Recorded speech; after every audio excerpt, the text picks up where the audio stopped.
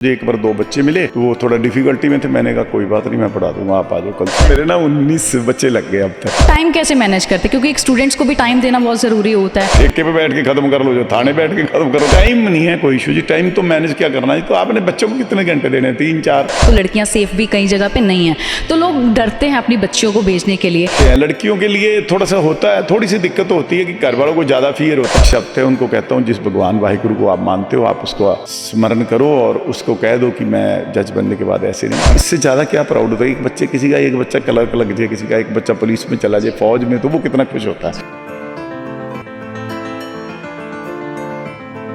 आप देख रहे हैं सीएमबी न्यूज और मैं हूं अनमोल मदान और मेरे साथ हैं जीपी सर, जिनकी तरफ से बच्चों को पढ़ाया जाता है, यानी कि गरीब बच्चों को पढ़ाया जाता है। और ऐसे बच्चे जो अफोर्ड नहीं कर सकते थे वो आज जज भी बन गए हैं। उसके रिलेटेड हम लोग बातचीत करेंगे। सर, आप एक एडवोकेट हैं और आपको पढ़ाने का शौक कब से पैदा हुआ और इसकी शुरुआत है वो कहाँ से हुई? पढ़ाने का शौक तो रोज ही पढ़ते थे जी हम, मतलब जब से बचपन में है। पढ़ना और पढ़ाना कोई ज्यादा लंबा चौड़ा नहीं, शौक वाली बात नहीं थी, मतलब जस्ट चांस बना। मुझे एक बार 2 बच्चे मिले जी।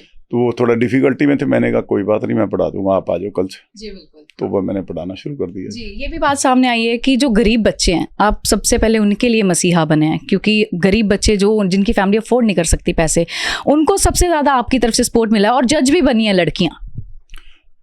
मतलब मसीहा तो ये बहुत बड़े बड़े वर्ड हो जाते हैं। पता क्या है, मुझे कई बार तो ऐसे लगता है कि इतनी ज़्यादा वो कम हो गई है, मतलब भलाई वैसे है नहीं है, पर दिखती कम है। भलाई इतनी कम दिखती कि जब एक बार दिखनी शुरू हो जाए ना तो फिर वो ऐसे हो जाता कि पता नहीं धरती पे क्या तूफान ला दिया। ऐसा कुछ नहीं है जी, बहुत दुनिया काम कर रही है, बहुत बड़े बड़े अच्छे काम करती है। उनमें से एक, मतलब मैं तो प्लान भी नहीं किया, मैं तो कभी सोशल वर्क के हिसाब से किया ही नहीं। मतलब वो ऐसे हो गया और उसमें कुछ बच्चे लगे तो क्योंकि ये पोस्ट बहुत ऊंची थी, नाम बहुत ऊंचे थे, तो फिर एकदम जब बड़े बड़े लोगों के साथ एक ऐसे आता है कि ऐसे गठड़ी सिर पे उठा के कान में मोबाइल, मतलब ईयरफोन लगा के कोई लड़की पढ़ रही है, तो फिर उसके बाद चल गया और उन्होंने थोड़ा सा ज़्यादा मान सम्मान दे दिया। बाकी ये तो उनकी वो जो होते हैं ना, कैसे हैं, उनकी मेहनत है, उनका वो सब कुछ है। मुझे तो कोई ज़्यादा था ही नहीं, कभी मैंने सोचा भी नहीं था ऐसा वो बाई चांस ही हो गया। और मैं पढ़ा रहा था, पढ़ाना है तो बच्चों को, मैं 20 बच्चों को पढ़ाऊंगा, मेरे को कमर्शियल क्लास थोड़ा 20 के बच्चों से शुरू करूंगा। 10 से मैं रोटी पानी कमा रहा हूँ, मेरी लाइब्रेरी थी, मेरा काम है, मेरे पास आज भी काम है, मेरे पास अभी भी केसेस आते हैं, आज भी लिखाऊंगा एक शाम को। मतलब मेरा बेसिक काम वो था, ये तो मेरा पैशन था। पैशन भी अब बना 2-4, पिछली बार 5-6 बच्चे लग गए, उसके बाद भी ज़्यादा जोर से लग गया। तो ये चल रहा है सिलसिला। सर, एक इंटरेस्ट की बात होती है और एक टाइम मैनेजमेंट की बात होती है। जैसे आपने बोला कि आप केस लगाने जाते हैं, तो ये अपने टाइम कैसे मैनेज करते हैं, क्योंकि एक स्टूडेंट्स को भी टाइम देना बहुत ज़रूरी होता है, तो एक अपने पैशन को भी टाइम देना ज़रूरी होता है। टाइम कैसे मैनेज हो रहा है आपका? टाइम तो सभी के लिए 24 घंटे होता है। आप चाहे वैसे होते हैं ना, चाहे ठेके पे बैठ के खत्म कर लो, जो थाने बैठ के खत्म करो, कहीं कहीं बैठ के, टाइम तो 24 घंटे ही रहना। मैनेजमेंट की जरूरत थोड़ी बहुत होता है टाइम। 5-7 घंटे 8 घंटे ज़्यादा से ज़्यादा सोने खाने पीने में 10 घंटे निकल जाए। 14 घंटे में कोर्ट तो 6 ही घंटे जाना होता है, 8 घंटे तो फिर फ्री हैं। और उस 6 में भी 2 दिन की छुट्टी होती है, फिर कोई ना कोई छुट्टियां रहती है। अभी फिर कल परसों से फिर 9 छुट्टियां। तो मतलब टाइम नहीं है कोई इशू जी, टाइम तो मैनेज क्या करना है। तो आपने बच्चों को कितने घंटे देने हैं? 3-4। तो 3-4 के बाद फिर आपके पास 8 घंटे बच गए, तो कोई दिक्कत नहीं है, टाइम नहीं है इशू कोई। सर, एक तो पैसे तो कभी रहा नहीं है, कभी भी नहीं रहा। अगर बात करें, एक साइड पे पैसे का इशू आता है लड़कियों को, दूसरी साइड वो आपके पास मतलब सीखने आती हैं, आपसे पढ़ने आती हैं, पर कुछ फैमिलीज ऐसी होती है जो अफोर्ड भी नहीं करती। और आज की जनरेशन के हिसाब से अगर देखा जाए तो लड़कियां सेफ भी कई जगह पे नहीं है, तो लोग डरते हैं अपनी बच्चियों को भेजने के लिए। आप उनके लिए क्या करेंगे? नहीं, कहना क्या, मतलब ठीक है, देखो जेन्युइन डर होता है। आप अपने बच्ची हो, बच्चा हो, लड़की हो, लड़का हो, वो जाता है और फियर तो रहता ही है घर वाले, उनकी ये तो रहता है कि हमारी बच्चियां हैं। फिर वो एक दूसरे देखिए, उसकी इतने दिनों से रह रही है, उसकी इतने सालों से रह रही है, उसको कुछ नहीं हुआ तो तेरी को क्या होगा, तो पूरा हौसला भी मिलता है। वो दोनों चीज़ें चलती हैं।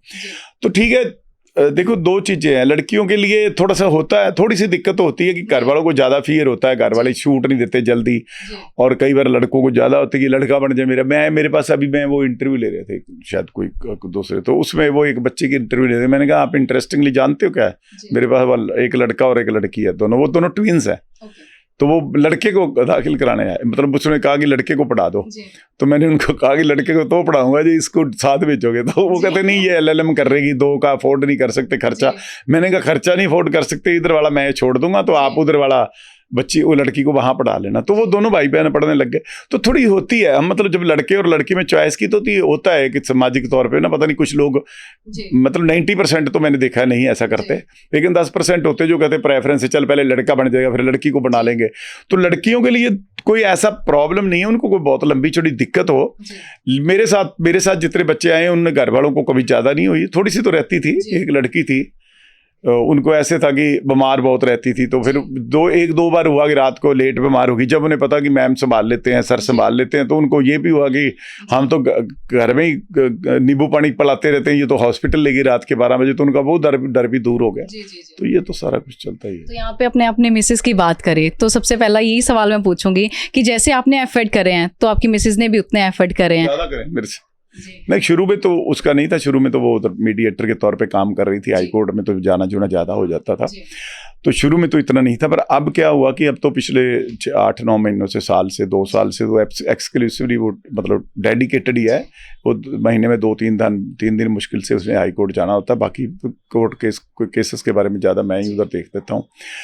तो उसकी कंट्रीब्यूशन के बिना तो पॉसिबल ही नहीं है, बिल्कुल भी 1% भी पॉसिबल नहीं। कहते हैं ना कई बार वो मजाक करते कि आप एक पौवा नहीं दारू का घर ला सकते। मैं तो खैर मैंने बारी क्लियर करता हूँ, मैंने तो कभी पी नहीं ना, मैं पीता हूँ, पर वो मुहावरा सा चुटकुला सा बना कि आप पौवा दारू का ले हो ना घर में कलेश हो जाता है, तो आपको भी मैं 40 बच्चों को ले आके बैठा दूंगा। तो उसके बिना she is more dedicated than me. मैं उस मामले में मैं लकी हूँ, आई एम लकी हूँ, मैं भाग्यशाली। मतलब अब तक की कितनी लड़कियां जो है कामयाबी हासिल कर चुकी है और आने वाले टाइम में कितनी कर लेंगे आपके हिसाब से अगर देखा जाए? मेरे ना 19 बच्चे लग गए अब तक, और मैं दो ही लड़के, एक पिछले बैच में था, एक इसमें, बाकी सब लड़कियां हैं, 17 लड़कियां और 17 लड़कियां, उसमें 10-12 बहुत ही ज़्यादा हम्बल बैकग्राउंड की, 5-7 तो नॉर्मल मिडिल क्लास फैमिली के जो कहीं से भी बन सकती थी जज, लेकिन चलो इंसिडेंटली मेरे सब पास थे, किसी भी बनने आए, लेकिन बाकी तो सारे बहुत हम्बल बैकग्राउंड से। बहुत ये भी सामने आया कि जैसे उनको क्लास में एंट्री लेनी होती है, एक शपथ भी ग्रैंड कराई जाती है, आखिर वो शपथ क्या है और क्यों? जैसे वो तो इंटेग्रिटी है जी, मुझे उनको ये होता है कि आप जिंदगी को ईमानदारी से जियोगे, अच्छी तरह आप करोगे, नहीं करोगे तो फिर मेरे साथ धोखा है। तो इसलिए वो